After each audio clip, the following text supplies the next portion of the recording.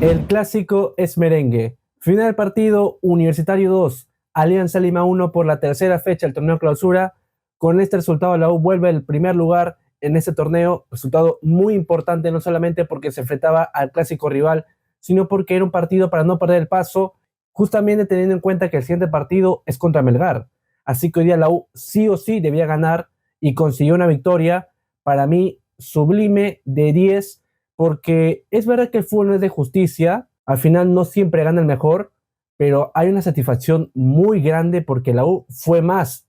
casi todo el partido en comparación con Alianza, porque ha sido el equipo que propuso, el equipo que tomó la batuta del partido para organizar el juego, mientras que el equipo rival a mí sinceramente me sorprendió para mala, porque yo esperaba que Alianza propondría más jugadas, fuera más peligroso de cara al arco de Britos, pero Britos prácticamente tuvo un pase VIP en el primer tiempo porque casi no la tocó. Así que hablamos de un partido en donde la U no solamente salió ganador, sino fue ampliamente superior contra Alianza, un rival que no le habíamos ganado de local desde el año 2020, así que era un partido que la U tenía que romper esa racha y lo consiguió con varios jugadores que estuvieron muy por encima, con jugadores que han representado la camiseta de la U en su máximo esplendor. Es cierto que hubo uno que otro jugador que vamos a hablar después, que han estado muy por debajo y que todavía seguimos esperando que aparezcan en los siguientes partidos. Antes de comenzar el partido, como siempre, en pantalla podrán ver cuál es la asignación que dejó Bustos para este partido. Prácticamente no hubo ninguna sola sorpresa, a pesar de que mucha gente, por ejemplo, pedía Dulanto para este partido. Yo considero que no había que arriesgarlo, no había que exponerlo porque era un fichaje que recién había venido a la U y pues si cometía algún fallo en este partido especialmente, pues muchos lo iban a señalar. Así que para mí hizo bien Bustos para no incluirlo en este partido. Ahora sí, pasando al análisis del partido, como podrán ver en pantalla, acá les muestro algunas imágenes que logré grabar del encuentro. Sí, he ido al estadio, ha sido mi primer clásico y la verdad ha valido la pena. Ahora sí, comenzando con el análisis, los primeros minutos Alianza sorprendió a la U, o es que la U estaba muy frío porque literalmente la U no podía salir de su campo, lo que hacía Alianza era presionar la línea de defensa de la U para que únicamente tuvieran que pasarle a Britos para que despeje el balón, la U no podía salir y eso era porque todavía no se encontraba en el encuentro, todavía no se había adaptado a las circunstancias del partido. Pero eso no iba a durar mucho porque apenas duró 10 minutos. Es cierto que hubo una ocasión muy peligrosa para Alianza, que ha sido su única ocasión en el primer tiempo, en ese córner, en ese balón parado que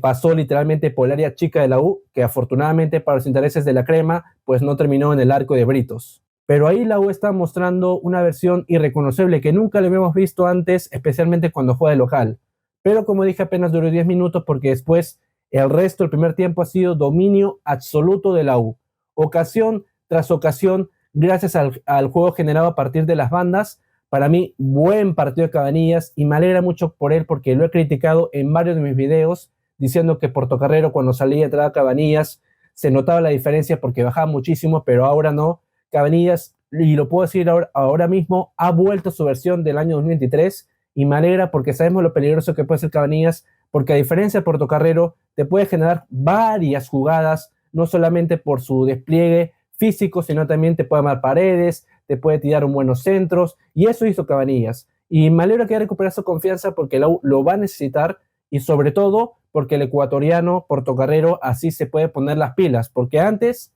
no tenía competencia, estaba tranquilo en su puesto, pero ahora tiene Cabanillas que prácticamente le ha ganado la carrera. Por otro lado tenemos a Andy Polo que tuvo un buen primer tiempo, como siempre haciendo paredes con Pérez Guedes para ser peligroso de cara al arco de Campos. Es cierto que tuvo un segundo tiempo donde bajó muchísimo su nivel, no era ese Andy Polo que nos tenía acostumbrados, pero había generado un montón de jugadas peligrosas en el primero. Y pasando ahora sí a otros temas, a otros jugadores que para mí le sigue faltando mucho, y ese es Alex Valera. No te puede fallar tantas ocasiones. Es que Valera hizo figura a Ángelo Campos, pero yo siento que han sido más errores del propio Valera que mérito del arquero Alianza Lima, porque tuvo varios mano a mano, varios centros que él simplemente tenía que empujarla y no consiguió hacerlo. Así que hablamos de un Alex Valera que sigue debiendo y por esa razón es que la U está yendo a todo o nada por Ruiz Díaz porque sabe que le está faltando ese jugador que las pocas que tiene te las meta. Ya veremos si la U al final termina consiguiendo a la Pulga, pero yo creo que está muy complicado, así que o Alex Valera se pone las pilas o en futuros partidos la U va a sufrir muchísimo. Por estas razones, debido a los errores de Valera, pues pasaban los minutos, la U entraba en desesperación, la gente empujaba, mientras que Ángelo Campos, que era el jugador que se la pasó administrando los minutos todo el primer tiempo, obviamente el escenario para Alianza era muy favorable porque la U venía obligada tras su empate contra Atlético Grau, mientras que Alianza venía a ser 6 de 6, así que era un escenario más favorable para el conjunto blanquiazul y se notó muchísimo, ¿eh? Honestamente, Alianza vino a no perder el partido. Eso me sorprendió mucho porque hacer el clásico rival,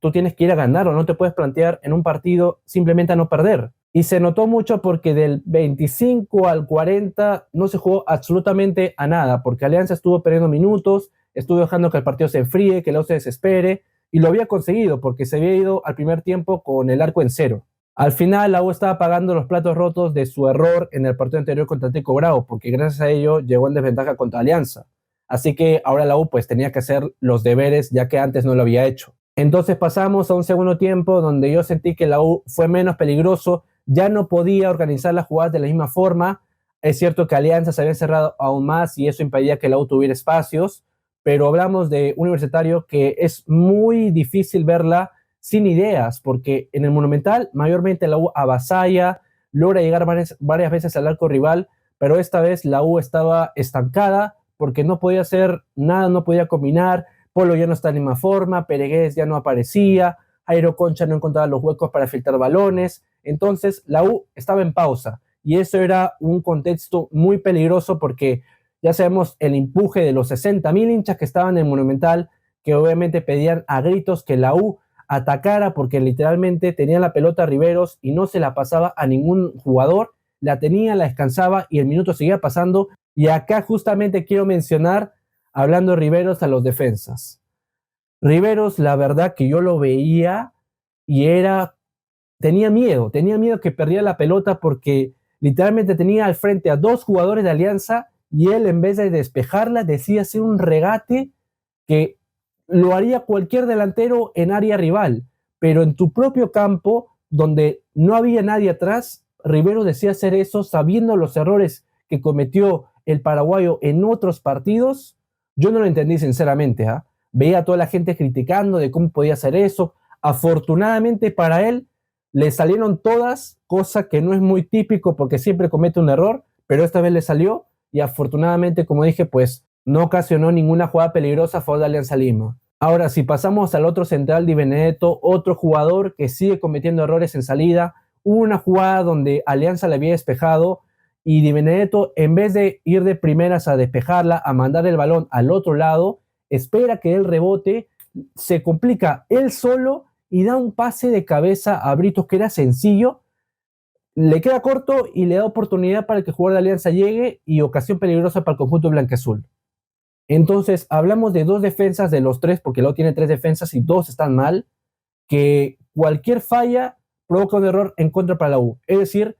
los oponentes, en vez de hacer méritos para marcarnos, nosotros solos somos los que terminamos dándole el gol al rival. Y eso no puede pasar. Ahora todo el mundo está pidiendo Dulanto, ya sea por Riveros, ya sea por Di Benedetto. Yo había mencionado que no lo podemos exponer a Dulanto en este partido porque era prácticamente quemarlo si no lo ganábamos. Así que estuvo bien ahí Bustos. Ahora sí creo que en siguientes partidos, si es que el escenario se da, Bustos puede probar a Dulanto, ya sea por Riveros, ya sea por Di Benedetto. En mi opinión debe ser por Di Benedetto porque Di Benedetto es el que me causa más dudas y Riveros, quieras o no, es un jugador que si tiene un buen día, te la saca todas,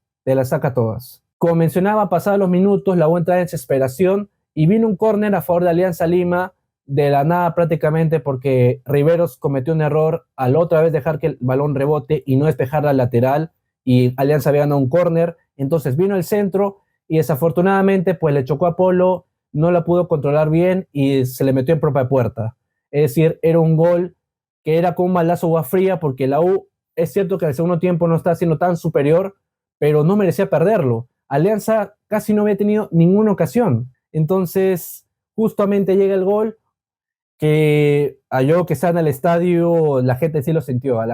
sintió, fue un shock para todos, pero segundo después siguieron alentando, como siempre la U no se rinde, es muy típico de la U hacer remontadas, especialmente en este tipo de partidos, así que sabíamos que se podía cambiar la cosa, no podíamos simplemente tirar la toalla. Y ahí aparecieron los cambios, que ahí aplaudo a Bustos porque entendió que la situación era muy desfavorable, la U estaba contra las cuerdas porque incluso Alianza tenía más espacios para atacar a la U, porque hacemos que la U donde más sufre es cuando deja muchos espacios atrás, y eso es mayormente cuando va perdiendo o no se le dan las cosas. Llegaron los cambios, salió Alex Valeri y entró el Tunche Rivera, porque después de que Alex se falló varias, pues Busto decidió que la U necesitaba efectividad, y pues efectividad te lo da el Tunche. También entró Portocarrero por Cabanillas, un Portocarrero que tuvo un buen partido, lo hizo muy bien porque todas las veces que le pedíamos que pasara a los rivales, pues los pasaba por velocidad. Es cierto que los jugadores de Alianza estaban cansados, pero al final es una fortaleza de Portocarrero que lo tiene que aprovechar. Minuto después entró Costa por Di Benedetto. Ahí la U ha hecho un replanteamiento, un cambio de esquema, había puesto 4 defensas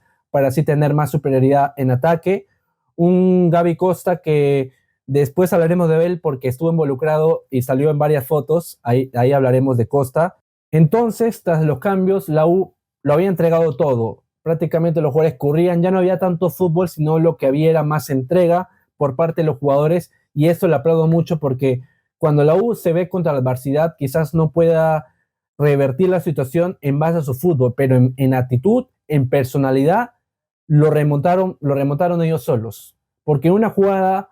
que quizás no lo había aprovechado la U tanto, porque me recuerdo en el primer tiempo que la U tuvo varios balones parados que lo desperdiciaron casi todos, porque no entiendo por qué sacan en corto, teniendo jugadores tan altos como Riveros, como Di Benedetto, que pueden aprovechar la pelota parada, pero no lo habían hecho. Entonces, en segundo tiempo vino un centro que el Tunche Rivera, como había dicho, siempre está ahí, siempre está en los momentos cuando la U más lo necesita, y hace un cabezazo fortísimo que no lo puede atrapar Campos, que estaba haciendo la figura del partido Campos, no solamente por cómo había sabido administrar los tiempos en favor de Alianza, sino porque había hecho algunas buenas paradas, especialmente a Valera. Pero no pudo hacer nada ante el cabezazo del Tunche y el partido se puso 1-1. Y ahí cambió todo el escenario, porque la U